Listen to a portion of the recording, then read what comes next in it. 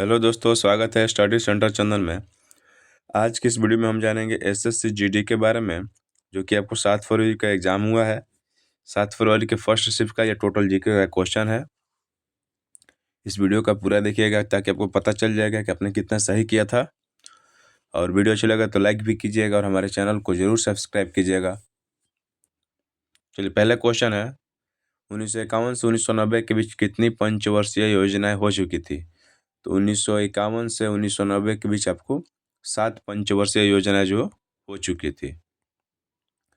पहली पंचवर्षीय योजना 1951 से 56, दूसरी 56 से 61, तीसरी जो थी 61 से 66, चौथी 69 से 74, पांचवी 74 से 78, छठी 80 से 85 और सातवीं जो थी 85 से 90। आपका करेक्ट आंसर सातवीं होगी। ठीक है, उसके बाद और भी सब जो पंचवर्षीय योजनाएं हैं उसकी अवधि जान लेते हैं। 8वीं पंचवर्षीय योजना की अवधि आपको 92 से 97, 9वीं की 97 से 2002, 10वां का 2002 से 2007, 11वां का 2007 से 2012, 12वां का 2012 से 2017। इस फैक्ट को भी आप लोग ध्यान में रखिएगा।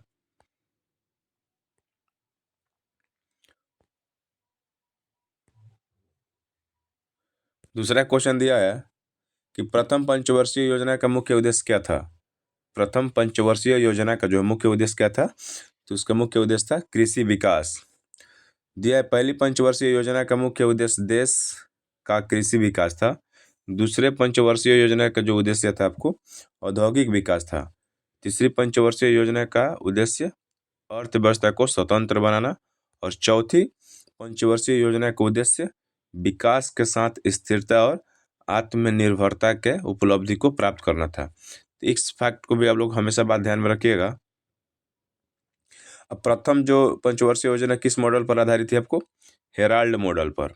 और दूसरी पंचवर्षीय योजना आपको पीसी महालनोबिस मॉडल पर आधारित थी। भरतनाट्यम किस राज्य का प्रसिद्ध नृत्य है? भरतनाट्यम जो आपको तमिलनाडु राज्य का जो है प्रसिद्ध नृत्य है। तमिलनाडु राज्य का जो है यह प्रसिद्ध नृत्य है। और भी सब शास्त्रीय नृत्य के बारे में हम लोग जान लेते हैं। जैसे कथकली का आपको केरल का है, कुचिपुड़ी आंध्र प्रदेश का है, भरतनाट्यम तमिलनाडु का, कथक उत्तर प्रदेश, उड़ीसी जो है उड़ीसा का है, सतरिया जो है असम का है, मणिपुरी मणिपुर का है, मोहिनीअट्टम केरल का है। ये आप लोग ध्यान में रखिएगा। सारा चीज़ नृत्य से संबंधित हर एक शिफ्ट में क्वेश्चन को दे रहा है। अगर आपसे पूछ दे कि संस्कृति मंत्रालय के तहत नवा नृत्य कौन सा है, शास्त्रीय नृत्य, तो आपको नवा शास्त्रीय नृत्य हो जाएगा आपको छऊ। छऊ कहाँ का है? आपको छत्तीसगढ़ का। अगला क्वेश्चन है, भारतीय संविधान का अनुच्छेद 40 किससे संबंध है? तो भारतीय संविधान का जो अनुच्छेद 40 है आपको ग्राम पंचायत से संबंध है, ग्राम पंचायत से। अगला क्वेश्चन है, तपन कुमार पटनायक को संगीत नाटक अकादमी अवार्ड किस नृत्य के लिए दिया गया था? तो तपन कुमार पटनायक को संगीत नाटक अकादमी अवार्ड आपको छऊ नृत्य के लिए दिया गया था। किस वर्ष में? 2018 में। छऊ नृत्य की 3 मुख्य शैलियाँ भी है, इसके बारे में जान लेते हैं। झारखंड का सकरैला छऊ, उड़ीसा का मयूरभंज छऊ, पश्चिम बंगाल का पुरुलिया छऊ।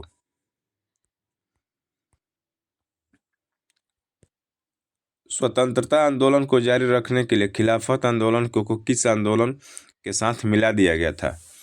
आपको इसमें क्वेश्चन में दिया गया था समिति, तो आप लोग खिलाफत समिति आपका राइट आंसर होगा। लेकिन इसका आंसर हो जाएगा कि स्वतंत्रता आंदोलन को जारी रखने के लिए खिलाफत आंदोलन को आपको असहयोग आंदोलन में मिला दिया गया था। हल्दा त्यौहार भारत के निम्नलिखित राज्यों में से किस राज्य में मनाया जाता है? हल्दा जो त्यौहार है भारत के किस राज्य में मनाया जाता है? आपको हिमाचल प्रदेश में मनाया जाता है। वर्तमान में यूपीएससी संघ लोक सेवा आयोग के अध्यक्ष कौन है? वर्तमान में यूपीएससी संघ लोक सेवा आयोग का अध्यक्ष आपको प्रीति सूदन है, प्रीति सूदन। अगर आपसे पूछ दे कि यूपीएससी का वर्णन किस अनुच्छेद के अंतर्गत है, तो जो यूपीएससी का वर्णन है आपको 315 से 323 है। और भाग पूछ देगा आपको, तो भाग 4। साल 2023 के एशियाई पैरालंपिक खेलों में भारत ने कितना स्थान हासिल किया था? तो साल 2023 के एशियाई पैरालंपिक खेलों में भारत ने 5वां स्थान हासिल किया था। और ये जो पैरालंपिक खेल कहाँ पर हुआ था आपको? चीन में हुआ था। 2023 के एशियाई पैरालंपिक खेलों में भारत का स्थान 5वां, और ये कहाँ पर हुआ था? चीन में हुआ था। इसके बारे में भी और जान लेते हैं। साल 2023 के पैरालंपिक खेलों में भारत ने 5वां स्थान हासिल किया था। भारत ने इस खेल में 29 स्वर्ण पदक, 31 रजत पदक और 51 कांस्य पदक जीते थे। यह महाद्वीपीय स्टार खेल में भारत अब तक का सबसे अच्छा प्रदर्शन था।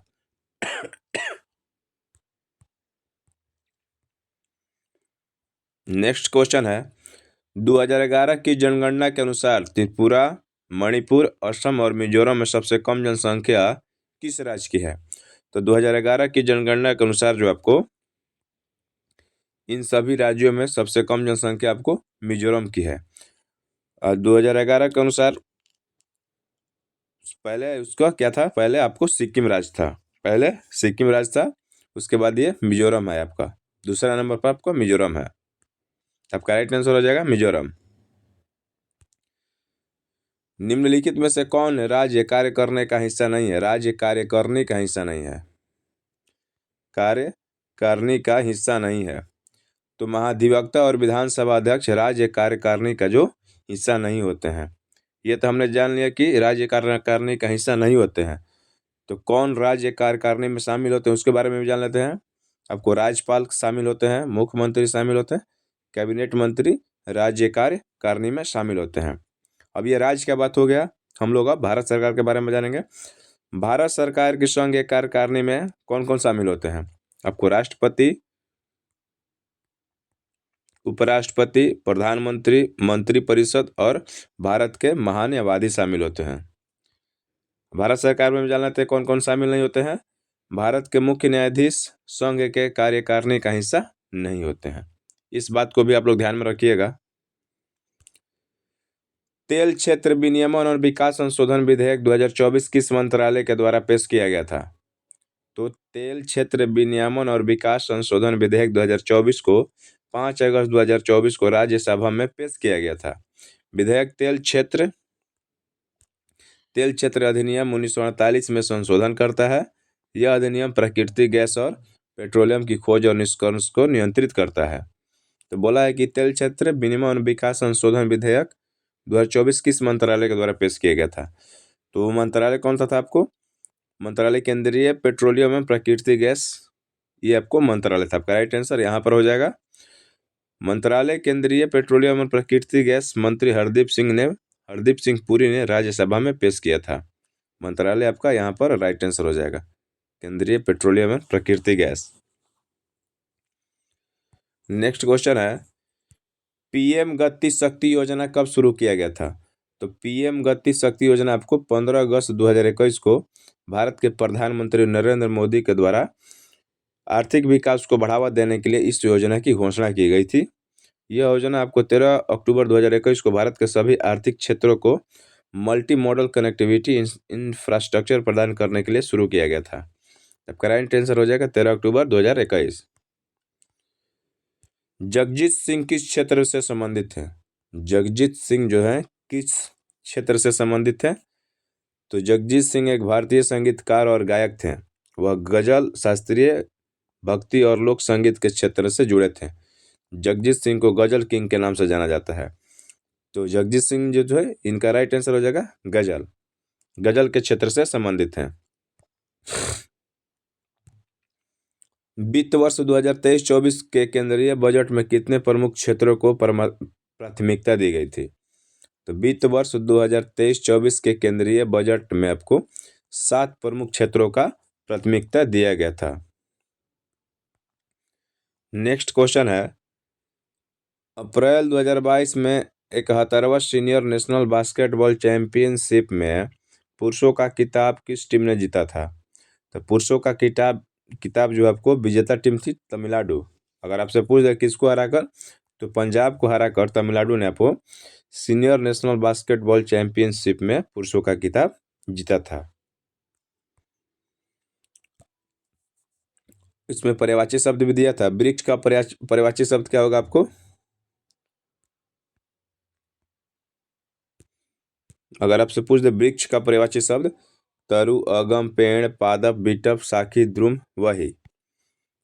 इसमें से जो भी आपका आंसर दिया होगा ऑप्शन में, आपका वही राइट आंसर हो जाएगा। उसी पर अगर पूछा है विनीत का पर्यायवाची शब्द आपको, सुशील, विनम्र, शिष्ट, विनयी, सिलवान, नयनशील, मृदुल और सौम्य। कोयल का पर्यायवाची शब्द आपका हो जाएगा कोकिला, काकपाली, बसंत दूत, श्यामा, सरिका, कुहुकनी, प्रमित, मदन शलाका। इसमें से जो भी आपका ऑप्शन में दिया होगा वो आपको राइट आंसर होगा। एक मुहावरा दिया था आपको, कलम तोड़ने। एक मुहावरा है किसका, यानी बढ़िया लिखने का, अच्छा लिखने का मुहावरा है इसका मतलब। वीडियो अच्छी लगे तो लाइक कीजिएगा और हमारे चैनल को जरूर सब्सक्राइब कीजिएगा।